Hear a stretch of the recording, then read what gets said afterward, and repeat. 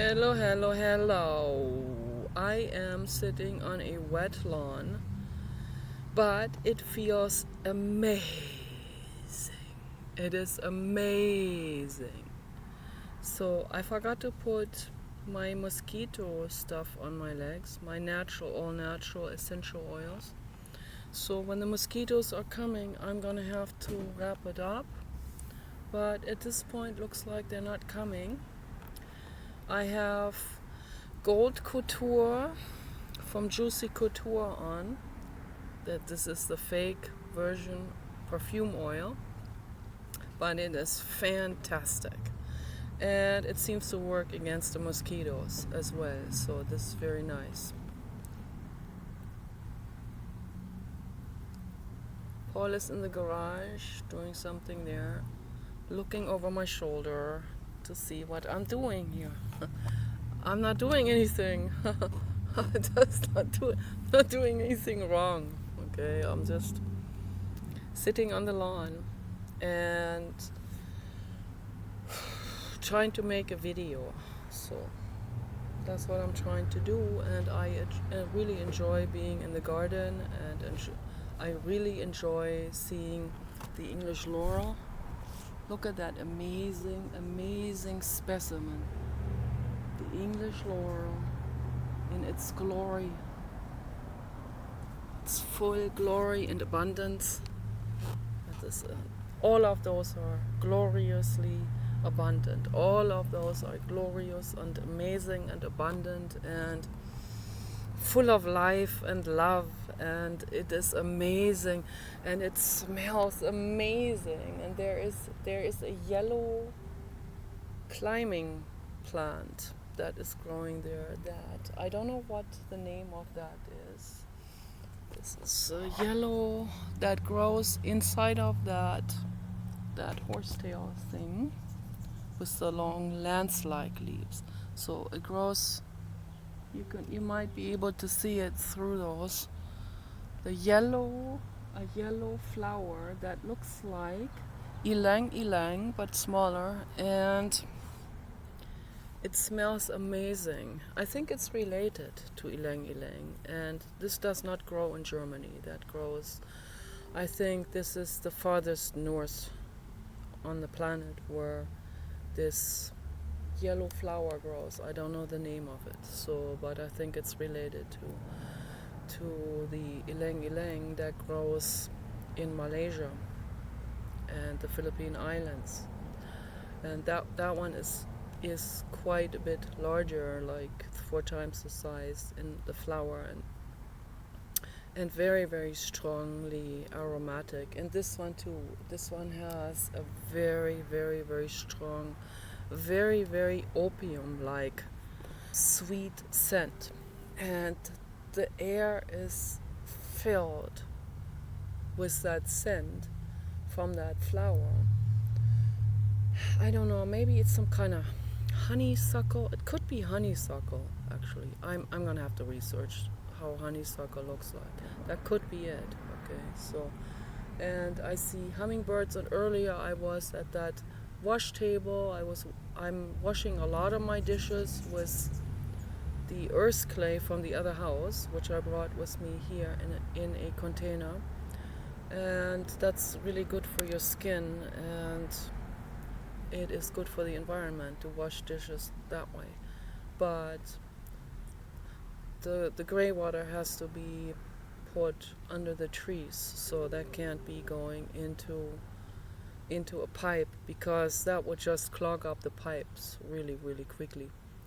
So I was out there on the wash table, and suddenly a very, very colorful, iridescent and red and like almost like flamboyant colored hummingbird came towards me and hovered in midair, just like this, in this distance, looking at me. And I'm like, hummingbird, what are you doing? How are you doing? I mean, this is really nice of you to say hi. And then he looked at me for a while, and then he flew into the purple rhododendron tree. and sit there. And yeah, they rest sometimes too. They spend a lot of energy with. They're like a drone, you know. The way they fly, the way they flap their wings, in a very drone-like way, like a helicopter. Amazing, but even much more complex than a helicopter does. Much more complex than a drone does. So I guess they learn a lot from hummingbirds and dragonflies. You know, those people, those engineers that are designing drones. So I think they learn a lot from them. They film them and they put it into slow motion, and then they study the movement of the bird and the wings.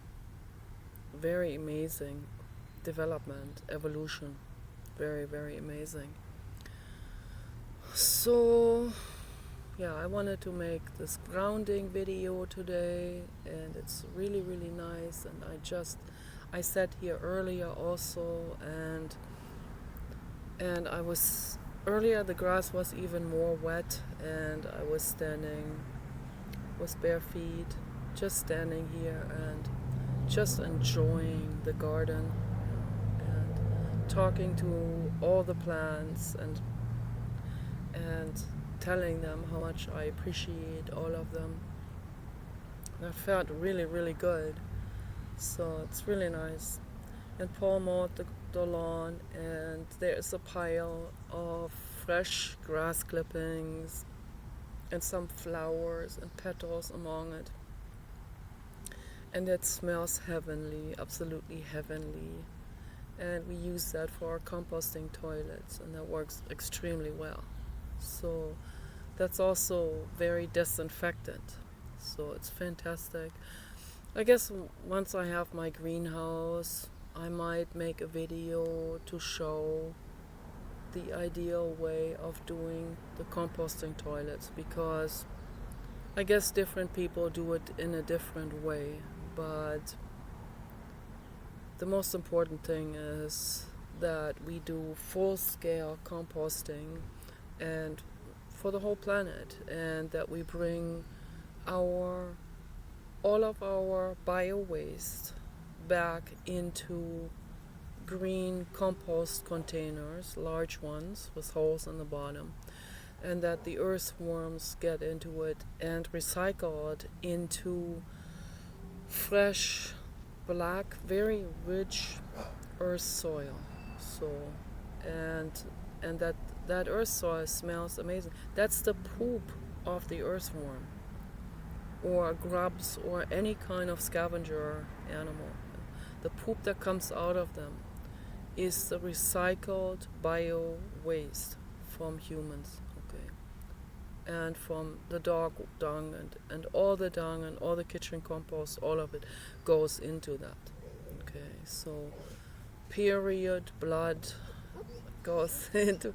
Come here, baby, show yourself. Come to me. Come. Show yourself in the video. Yes. Yesterday he was running back and forth and back and forth and back and forth and back and forth, and the day before yesterday as well. And the day before that as well at the other house too, because people were shooting firecrackers at the other house and at this house as well. And so that was very, very, very exciting for the baby dog. He was constantly running through the whole garden, back into the house, back into the garden, back in the house, back and forth. And then, like after 10 rounds, he would come back in the living room and drink water, okay? And then he would be running again 10 rounds through the garden and into the house, and then back into the living room drinking water. And that would be going on all day long for the last 3 days. So, because of all these firecrackers and sounds, weird sounds, you know, like whistling and hissing and exploding and so on, and crackling and like bombs, I mean, all of that, So, and that is very, very stressful for dogs.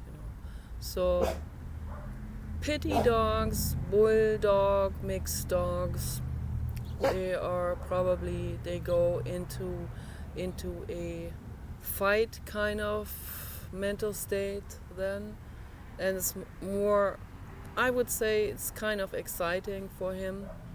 I really think it was more exciting than it was nerve-wracking.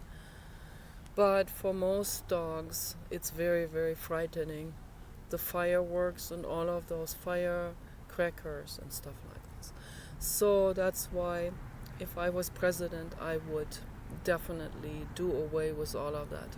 I would outlaw all of it.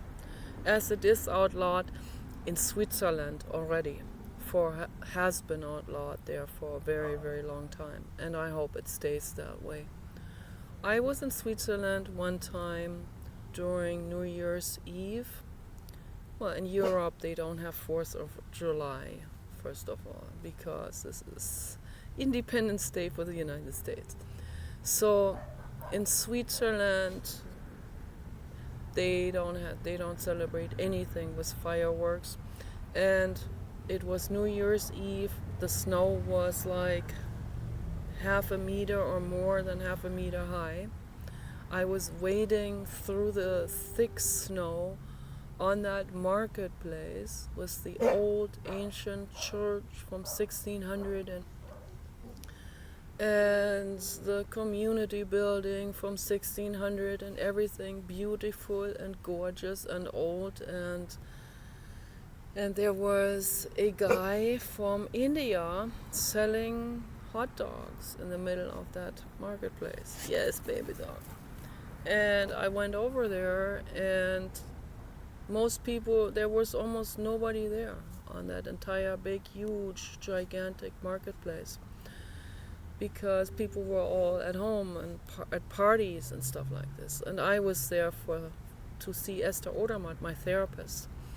And I wasn't partying, so I was kind of lonely in all of this. So I went over to that booth. I got myself a hot dog or something like that. Okay, go ahead. And I got to talk to that guy from India. And he was very sweet and cute also.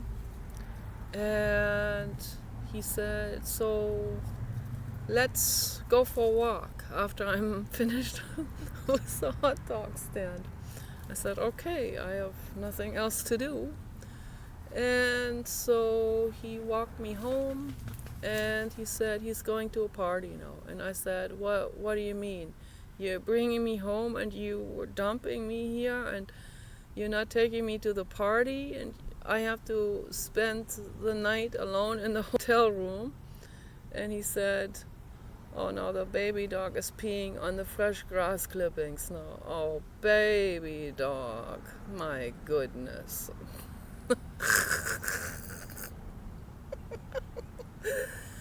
So then I said, well, that's kind of wrong. I have to be alone now.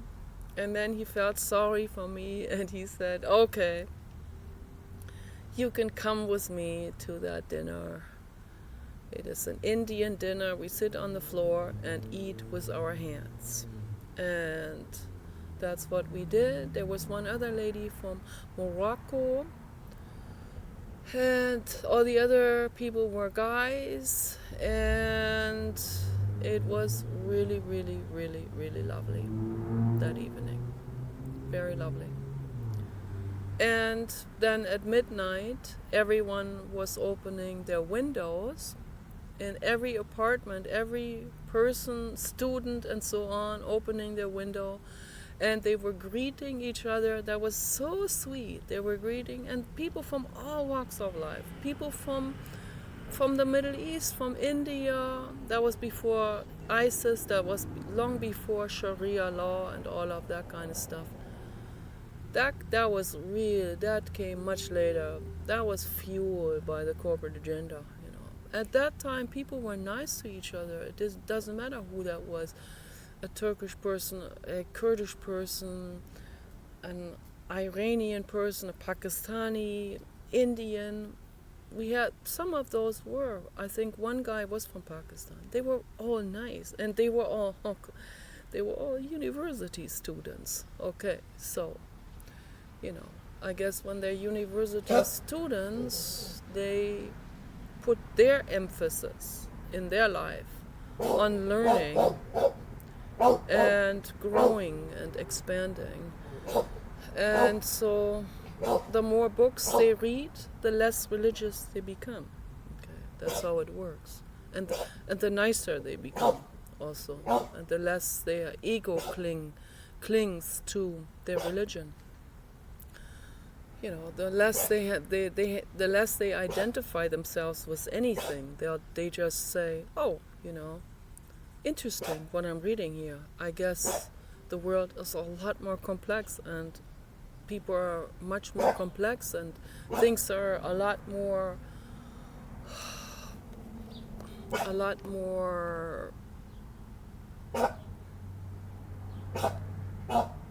I don't know how to word it, but more colorful, more different shades, and more complexity, in everything, in every person also. Yes, you are gorgeous. Yes, you are. You are very gorgeous. Oh, yes. Yes, yes, yes, yes, yes. So, yes.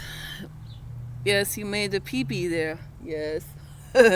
That was kind of weird. Why would you do that?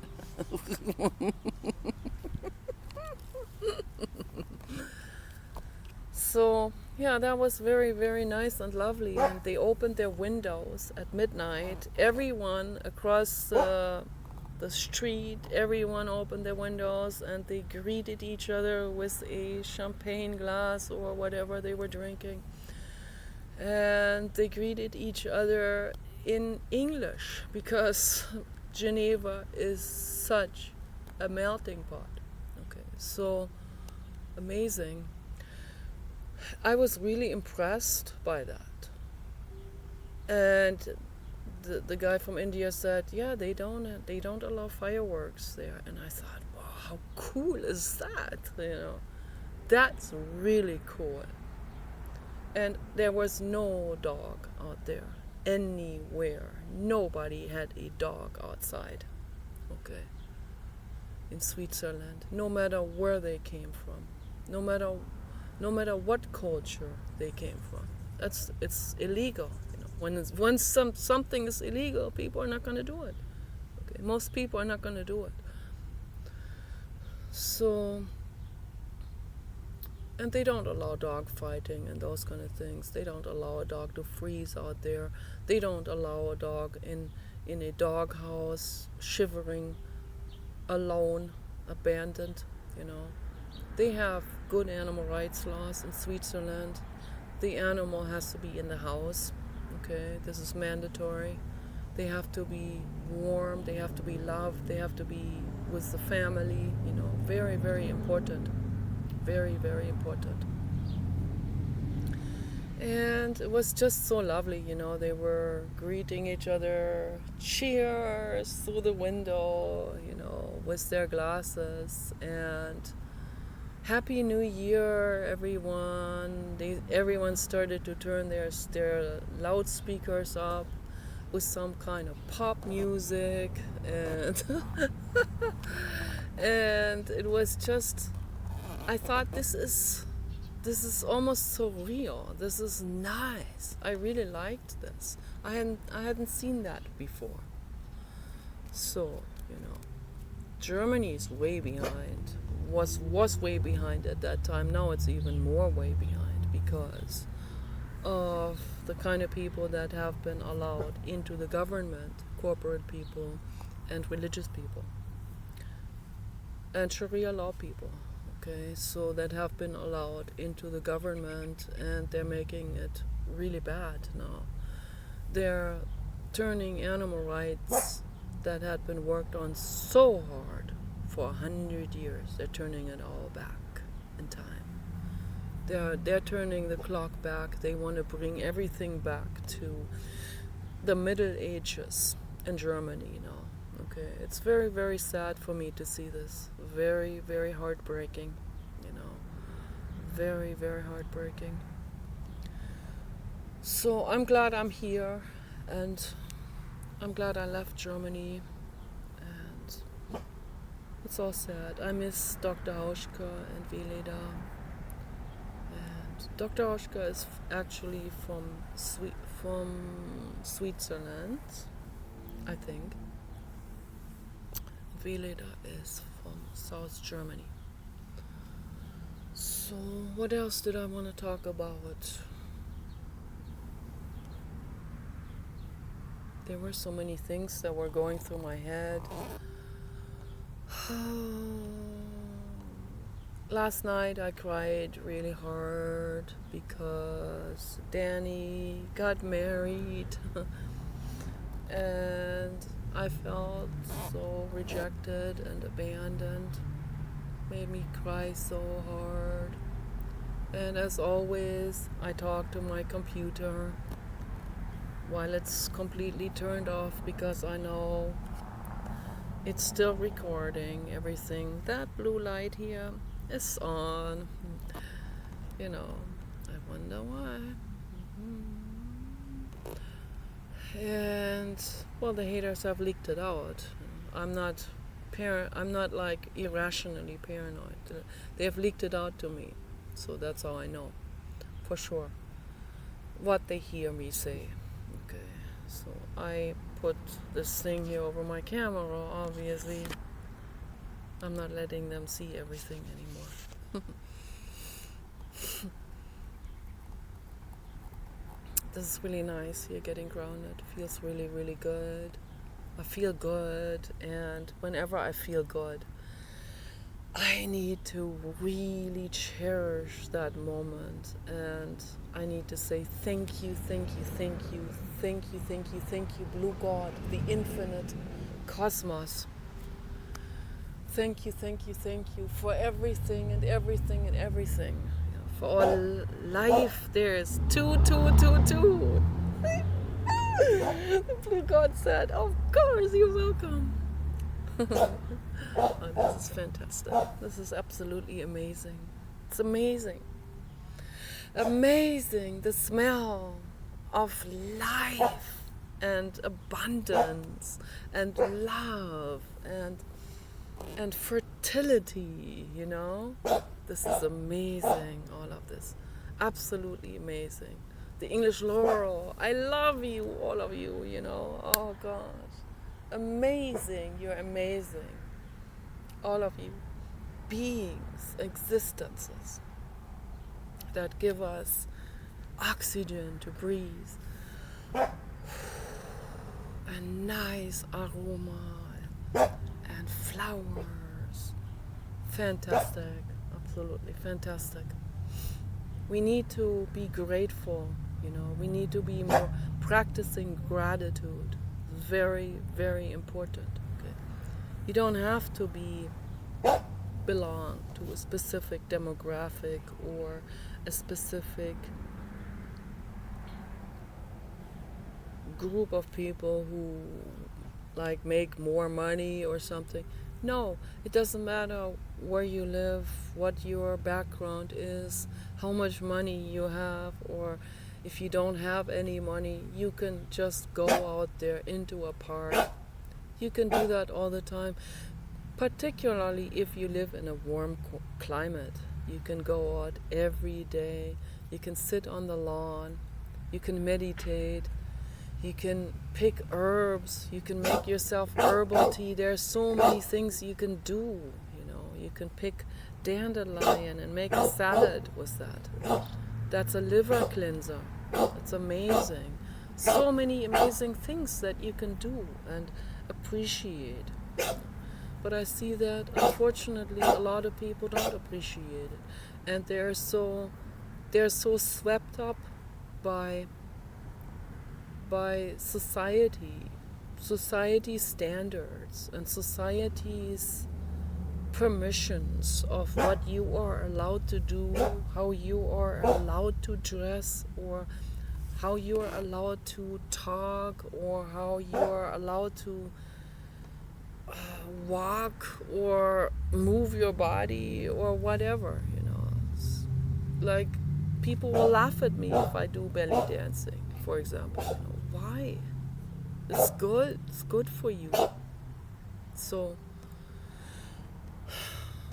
you know, we need to appreciate more. We need to let go of society's standards and appreciate more what we have, what we have been given by Mother Earth. Okay, we have so much. You have no idea.